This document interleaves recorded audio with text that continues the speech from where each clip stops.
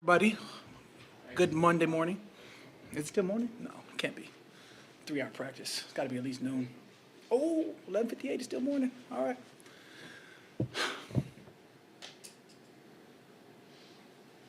Yes, we did install 2 minute today. It was great for us.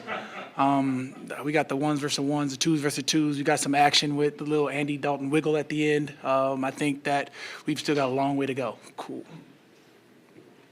Next question.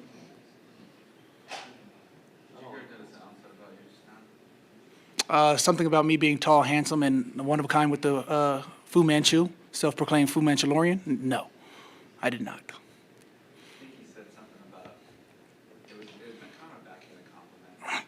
He was saying that when Cam Jordan is the bunt the group, then you've done impressive. I am the shortest D lineman if you think about it. D end, anyways.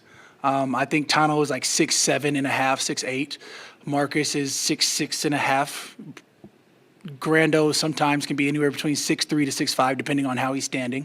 And then you've got Lil Peyton, who's like 6'5".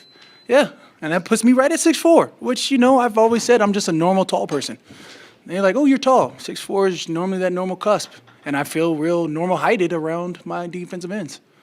It's okay, I got D tackles, though. I can feel tall. Cam, pretty stacked on the D line. What do you think is going to be making the difference from the coach's decision-wise on how at least making decisions about who's going to be where? I like how you set that one up, where the coaches decide. Yeah, and I'm going to leave that to the coaches' decisions. Yeah, I mean, I lead a lot. I lead a lot of effort. I lead a lot of mentality, mindset of how we're going to get after the passer. What I don't lead is who's going to be on the field. I have nothing to do with nickel, regular, or any other packages that we may run. In my mind, if it was up to me, I'd be rushing 5 defensive linemen at all times. But clearly, it has never been up to me. Can you get a sense of how a team is going to be in camp? I mean, do you get a feel for a team? Is it too early, or do you feel? I think it's still a little early, but I love the way that we respond to each other in terms of offense and defense. I like the additions on our offensive side of the ball, in terms of draft, in terms of free agency. I can't speak high enough about Jarvis Landry and what he brings to the receiver room. I like the way that Traquan has stepped up with the glimpses that you see. I like the expanded role of Deontay Hardy. I love Mike T stepping on the line as a wide receiver again. You bring him in there with Chris Olave. I mean, there's so many ways that they can torture defense, but I love our defense in the way we're able to respond, hold, and whatever it is. I know that we want to be the strength of this team regardless of how high of an octane of an offense that we have or high octane of a potential of an offense that we have. I do know that, we still want things to accomplish on our defense. We want to create more turnovers. We want to be, the number one run-stopping defense year in and year out. We want to, lead the league in interceptions, sacks, etc. We have such a high ceiling, and yet we still have even higher goals that we want to accomplish. And I love that we're able to go out there and attack our offense the way we do each and every day. Ken, what is your take on Carl Granderson, where he's at?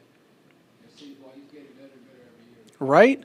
You see him throw a little bit more weight. There's a saying in the D-line room, mass kicks, and every year he takes a little bit more on his plate. And I think, clearly he's always trending in the right direction. And with him, myself, Peyton, Marcus, Tano, Taco, there is strength in the DN side. I love his progression.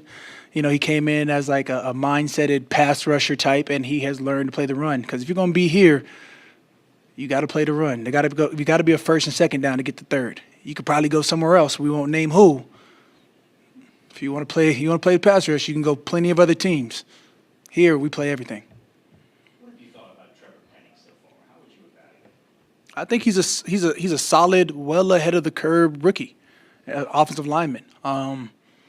And I think in his mind he's a mauler, which is solid, a mindset to have. I guess they're probably like I'm always hard pressed to give an offensive lineman a compliment, so I'm trying here. I think that he's got room to grow in terms of pocket pro, but I think with our edge, he's definitely going to be raised to the bar quite quickly. I'm guessing you can see the athletic talent, right? Would you say that? Yes? Our offensive lineman athletic? Just relax here. Yeah, I definitely think that there's a certain level of prowess to being an offensive lineman.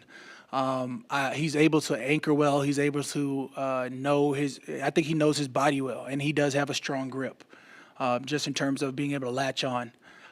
Again, I think that he's rapidly developing, and if need be, he could be a starter. But I mean, we have plenty of guys on our team that could be starters, so I'll leave that up to coaches' decisions. Is stopping the run kind of like a point of pride for you guys, doing the dirty work and just kind of, is that something you guys talk about a lot? How long you been covering our defense? And would you say the last 4 or 5 years we've been a top 3 run-stopping defense? I would say that's a center of pride. To get to a third and favorable, you have to be able to stop the run in this league, at least for us. And what's the thing about a guy, an established guy like Alvin, who practices the way he does, just how hard he's going? I've never been anywhere else, so I don't know. What does that mean? Doesn't everybody go hard? If you see Mike T, have you ever seen Mike T give a 50% rep? Have you ever seen me go through a walkthrough speed in a real practice? We don't do anything but give our hearts out on our practice field because we know it's game time translatable. In terms of what AK is, he makes amazing cuts. He has phenomenal body presence. His balance is next world, and you see it day in, day out. So when I see it on game day, I know exactly where it came from. Them same hits that he takes in practice, the same way he's able to bounce, leverage, whatever it is, you see those practice. Practice makes perfect, and that's what we're trying to do. We're striving to be perfect.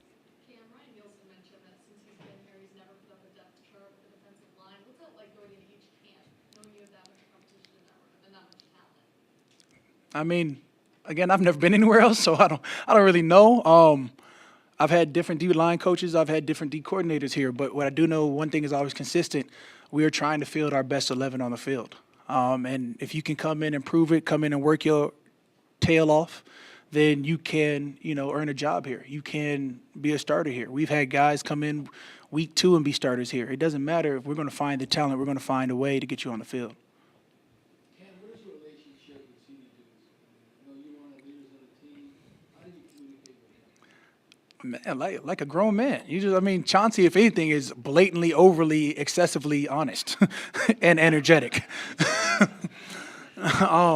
And that's the easiest thing about Chauncey is you can come to him and ask him about anything or, whatever he feels. We have an easy, open line of communication.